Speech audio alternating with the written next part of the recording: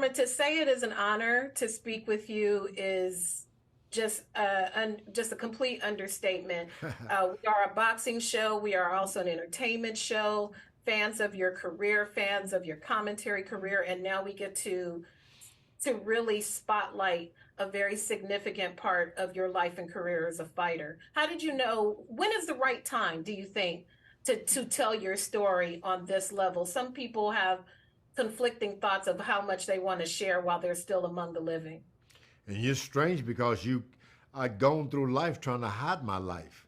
Dark glasses, dark car windows, big gates around my home. You want privacy more than anything in the world. Then with the movie, you got to reveal your secrets. And it wasn't right until now. And then finding Khris Davis, the actor, he brought out George Foreman that I wasn't afraid of anymore. He revealed things, the secrets. He made them worthwhile now, and so it was the right time, right now.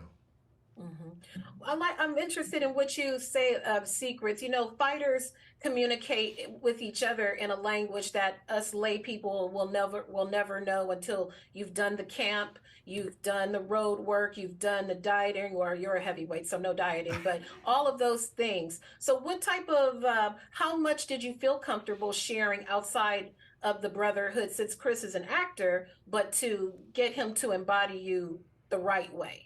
Yeah, you had a lot of things when you're out there in life, trying to make certain that people have an image of you that's what you want them to have. But the biggest fights I had were outside the ring. I had a lot of struggles outside. I had to get up, brush my pants off, spin in my palms, and say, I'm going another round. And that's what that movie is really about, telling those stories outside the rings that no one could have seen. Mhm. As we see in the trailer of the film, you went through a spiritual awakening after an incident in the ring, and committed to your life to speaking God's word. In the course of your life now, has God spoken to you again that way, in a similar way, like what gets portrayed in the movie? Well, I had that experience with death after that movie back in the 70s. And I was dead and alive. I started screaming Jesus Christ was coming alive in me. I didn't want anyone to know about that. I was really ashamed. I said, I'm going to keep this to myself because I had made fun of those kind of gestures. It was a joke to me. Religion was all about a joke. I didn't think it was real, so I hid it for a long time. But for 10 years, I couldn't make a fist. I couldn't box at all. But then, for good reason, I had to go back into boxing. But it was a good thing because I had faith this time. I didn't have anger that motivated me the first time, anger.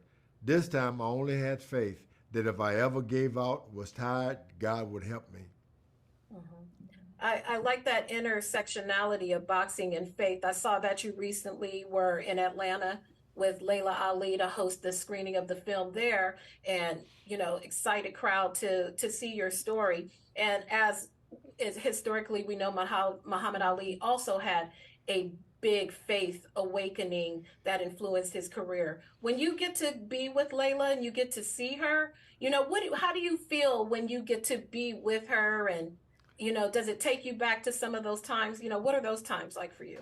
Boy, those little babies weren't even born when I fought Muhammad Ali. Of course, he went on and to make a good life and raise his children. But I met them after we became good friends. And we've become good friends.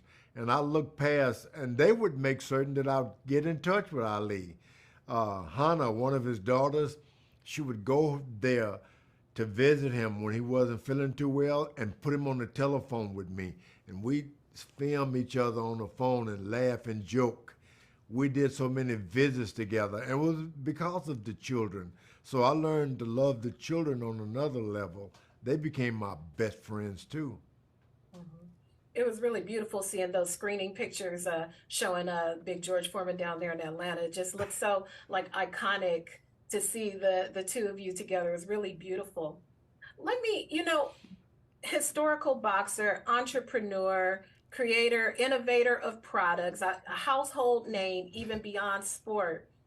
When you look at the grill and what you did with that, how much of just residuals of that made you decide to retire after the Shannon Briggs fight?